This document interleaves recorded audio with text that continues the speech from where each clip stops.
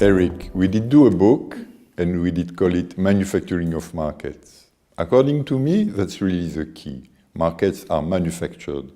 But for you, is it the key message or something else? Well, the key message is the subtitle, Legal, Political and Economic Dynamics. The main idea is that if you want to understand how markets are built, you have to study the dynamics along which they are built. And you have to understand that there are political conflicts around the building of markets. You have also the economic thick for efficiency. And everything, in a sense, is regulated by the legal framework. Because, in fact, both the political fights and economic innovation leads to reshape permanently markets, market rules, rights of the participants, etc. And, in fact, the participants in the market, they need to make long-term decisions like investments, specialization, etc., etc. And that's why they need some protection by the legal framework. And that's why the legal framework police, in a sense, the political conflict and the economic dynamic of market evolution. In my mind, we did say manufacturing because we did discover that there is components in a market, like let's say measurement system. So we need to know how a volume of commodity can be measured. And after that, let's say quality definition. We need to know what is a first-class commodity, a second-class commodity, and a piece of crap. And there is several other components. And in our mind, the fact that we have due components in any market was really nicely expressed by the term manufacturing, and not only the processes. Yeah, because the idea of manufacturing came with the idea that markets are complex social technologies, like planes are complex technologies, technical technologies, if I may say so. And in fact, you need the intervention of many specialists, many different players to assemble all those components, and there are alternative recipes to manage all those components.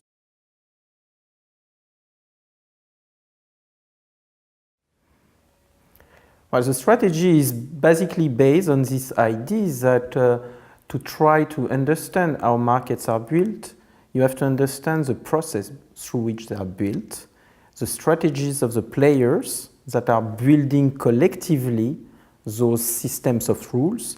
And to understand that, you have to study specific cases of markets, specific stories, how, for instance, in the 19th century, the wheat market was invented through the progressive definition by the various players in the wheat market of systems to measure the quality of wheat.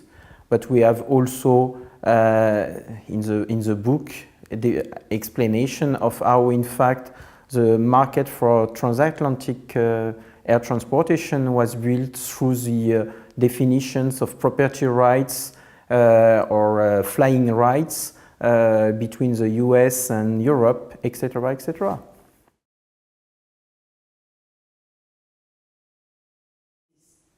Today is really commonplace that we can fix market failures with market design. But when I did start to study, it was even not possible to think it. A market failure was a kind of totally breakdown of the market.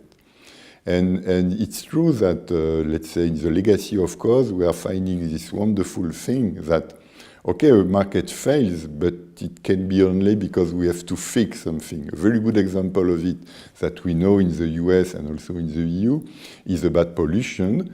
It's true that if we can pollute up to a certain amount, a certain cap, we have a volume of pollution that we can accept because it's a non-lethal pollution, a not damaging pollution. And the only problem we have is to allocate this right to safely pollute among us, and then we can use the market. But what is surprising for me is that it did work pretty well for SO2, NOx, CO2, when we enter into similar problems like allocating rights to water, allocating rights to endangered species like fishes, it does not work.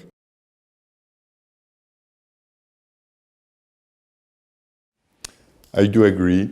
I guess that my fellow regulators should read this book because they have to know that the components they address in the market are key components, but nevertheless a market is never a set of components, but interactions between components.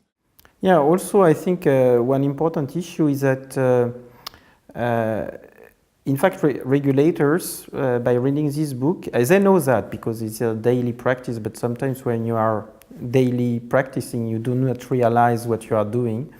And they get here a bit a wider framework. And the wider framework is that it's very clear that the markets are made of so many components with such a level of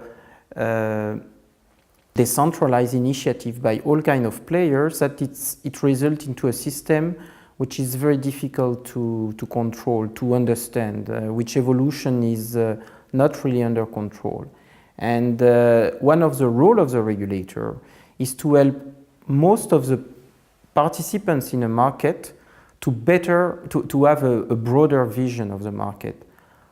It's true for the regulators, they need to understand the market, but the players also. And the players have a bad understanding of how the market evolves.